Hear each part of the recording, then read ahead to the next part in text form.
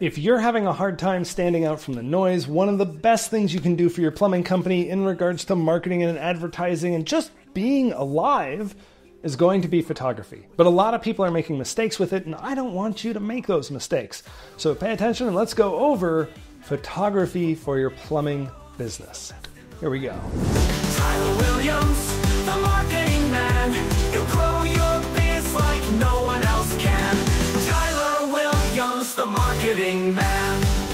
So I'm a huge fan of photography. I think photography is one of those things that will immediately separate you from the pack and push your business forward in regards to marketing and advertising, which of course gets you more leads. So let's go over a little bit of a guide. And I'm going to start with why take photos at all. I kind of just told you, but it makes you immediately unique. There's nothing more unique than your faces, your company, your region, the way you do work, and a good representation of that. And that's how you get people to take notice. So it also helps brand you if you don't have a brand. So if you're a one-man band and you don't really have a great logo or branding presence, guess what? Your face is your brand. It already is when you show up at the door. And what I think you need to do is capture that and push it out into the world, because it's going to be something that stands out and is different than anything anybody else is doing, because you are unique alone. So it breaks the ice and allows you to control the narrative. Something about marketing is when you start marketing and advertising, you get to say, this is the kind of company I am. Otherwise, you are always defined by somebody else's perception, and that's the only thing going. So it also helps you connect with prospects, of course, right? If they see you projecting something that seems like that'll give them a good service, well, I have good news. You're going to have that in your court. So before we get into the photos to take, I want to show you the photos that you need to avoid, because this happens a lot. And of course, the first one I'm going to call out is the curse of stock. So stock photography, you can see it. Like, you understand, you've seen these photos before, because I've seen these photos before. These are all over the internet, and they are absolutely fake. They do not seem real. They do not seem sincere, and you should not use them if you can avoid it. And the way to avoid it is to shoot your own stuff. So the reason why I don't like people using stock is because it immediately says, I am like any other plumber. Anything unique about it goes out the window. So you are just part of the noise with these, and you need to be more than that if you really want to build a company and if you want to get people to want to call you in the first place. Another big mistake that I have seen over and over again is people showcasing their tools, people showcasing their vans or their trucks with a bad rap, and hiding their faces. There are so many photos on the internet of plumbers, back of the shoulder. And that is not going to win you any favors at all. Stop hiding your faces. Do something better. Connect. Because guess what?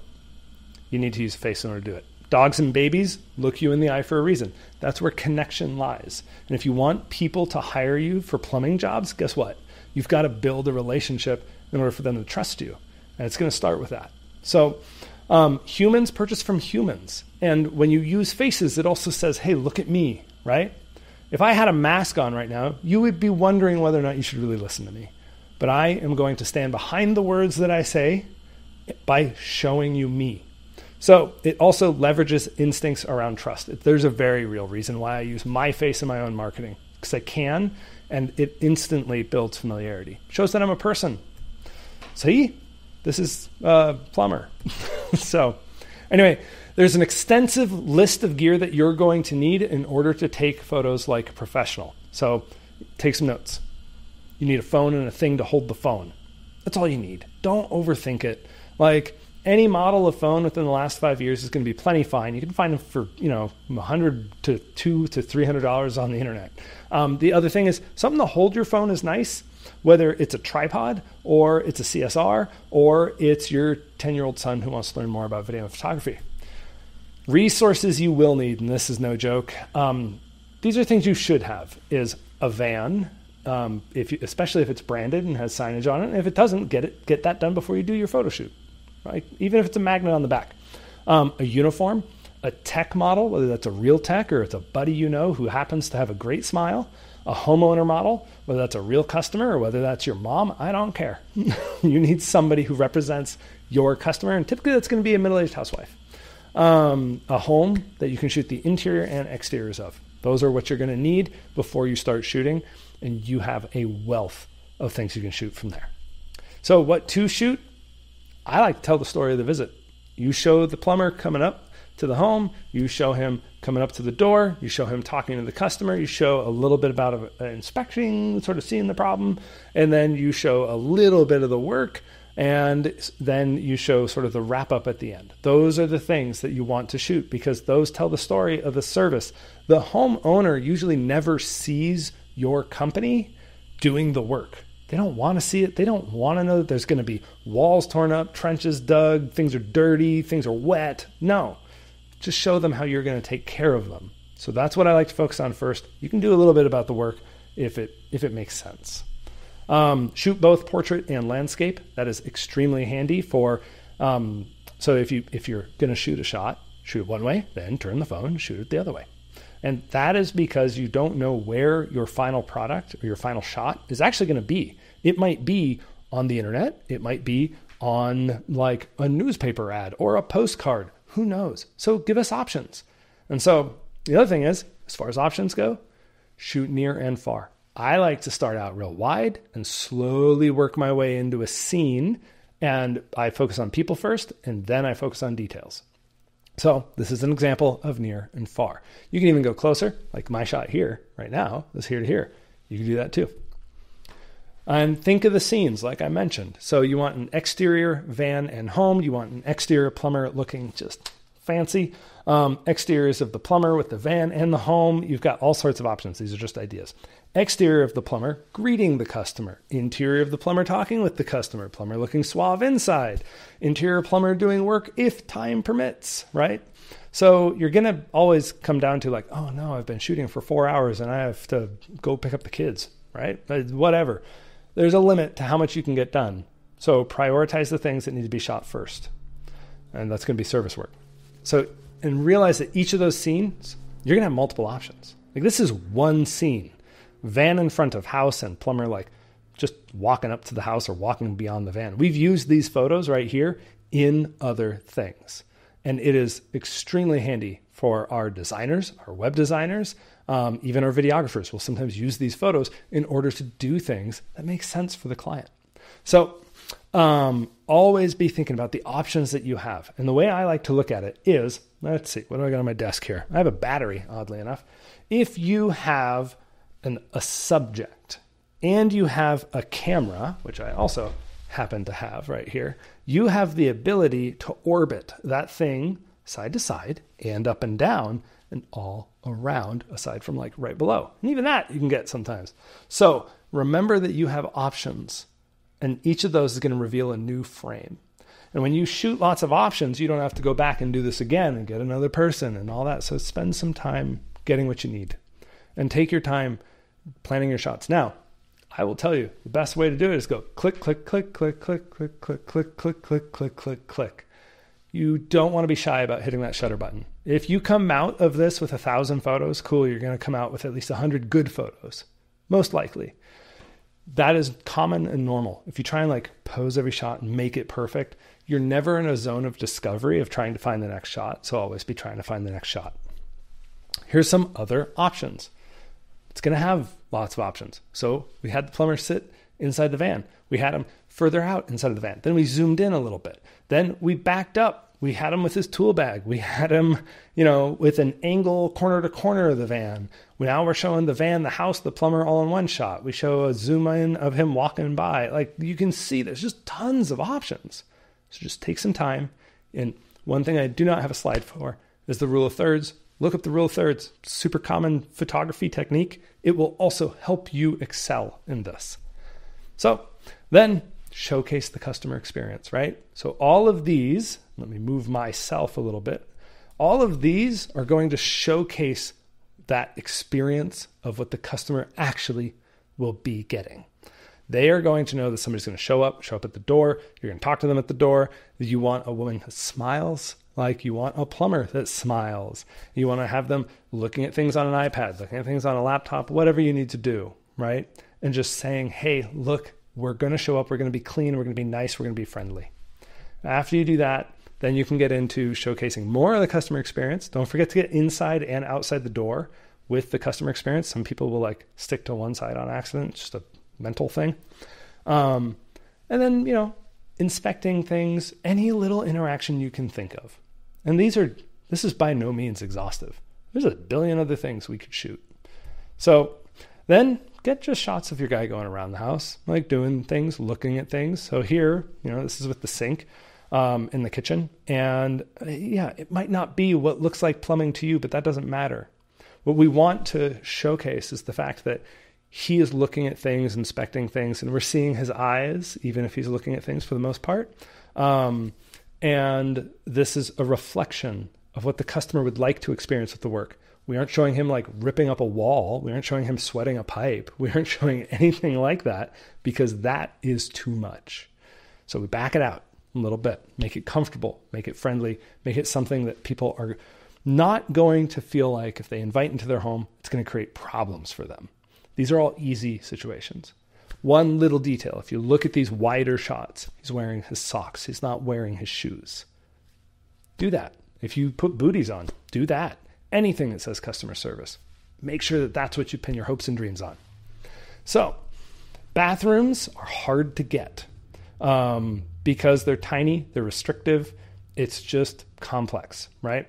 You have weird lighting conditions, as you can see here. But that's kind of the overall gist of things is you're going to have some photos in some areas that are more conducive to photos. Doesn't mean go get the other one. Don't go get the other ones. It just means that you got to think things through a little bit.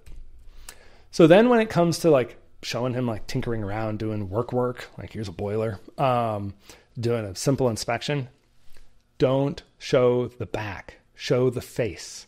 What people connect with is the face. So try and get around the plumber into the face. Shoot zoomed in, shoot zoomed out, shoot wide, shoot close, just take steps back, take steps forward, shoot the details. And there's things here that I didn't get that I wish I got when I was on set. So like, I wish I got a readout of the tool. I wish I got the logo on his hat. I wish I got the logo on his shirt a little bit more. But one thing I would say that I did do correctly here is I got his eyes. Like, I want to make sure that any of our clients, you're creating connections at all times. That's what gets you calls. And then you've got, you got to realize that like the details do matter. Like otherwise you're going to be photoshopping a lot in the background. So make sure that you clear out the zone. If it's got like I don't like Kleenexes and trash cans in the way because those are things you look at as dirty. They don't have a positive connotation. They're waste. So get rid of those. Then if you do stickers on things, shoot it. Have them hold it up, right? All those little things, they're fun, they're interesting. You never know when you might use them. And we've used these on specific ads and things over the years, but a lot of people won't go in for the details. So like I said at the beginning, like you start wide, zero in on your subject from different like focal lengths, and then go in and just shoot random details. You'll find that they're handy, right? So here's a little example. Anything is better than nothing. And with today's technology, you can just remove the background, right? So like this is me in my garage. Well, wanted to make a review post. So what did we do? Well, I threw on a polo shirt, put a logo on me and cut out the background so you couldn't tell I was in the garage. Now it's just we cool.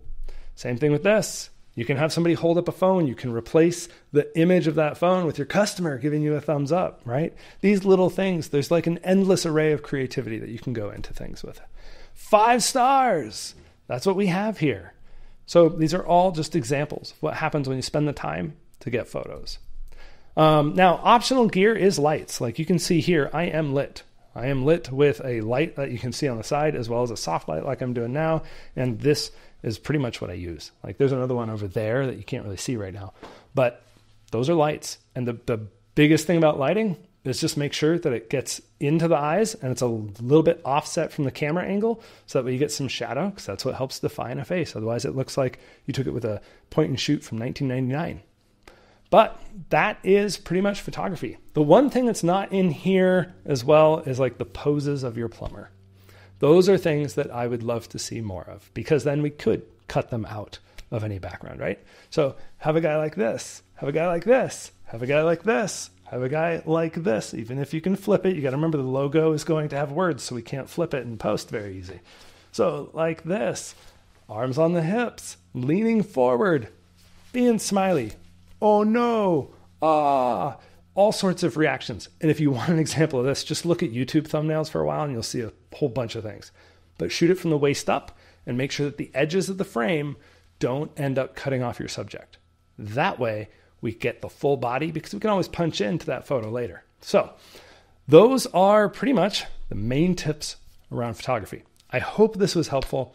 And I hope that you are going to go out and get a ton of photos, drop them into Google Drive, and send them to whoever makes your advertising, which I hope is us, of course, right? So you have a good one. And if you want to find out more about me, you can go to tylerwilliams.net or go to mammothforplumbers.com, because that is where I exist on the internet. Talk to you later. Thanks. Tyler Williams, the marketing man for plumbing pros. He's the best in the land. Tyler Williams, the marketing man. He'll grow your biz like no one else can. Tyler Williams, the marketing man. He's got the magic. He's got the knack, turning stale campaigns into a full attack. No one thinks of ads quite like Tyler. He'll make your phones ring and profits shoot higher. And if you hear that chuckle, you know he's near. With a campaign so sharp, it'll make you cheer. Tyler Williams, the marketing man for plumbing pros. He's the best in the land. Tyler Williams, the marketing man. He'll grow your biz like no one else can. He'll grow your biz like no one else can. Tyler Williams, the marketing man.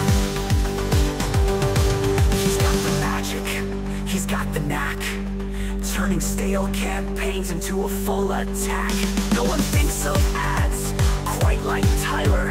He'll make your phones ring and profits shoot higher. And if you hear that chuckle, you know he's near. With a campaign so sharp, it'll make you cheer.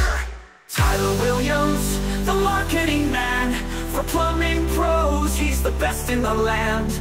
Tyler Williams, the marketing man. He'll turn your biz into something in demand.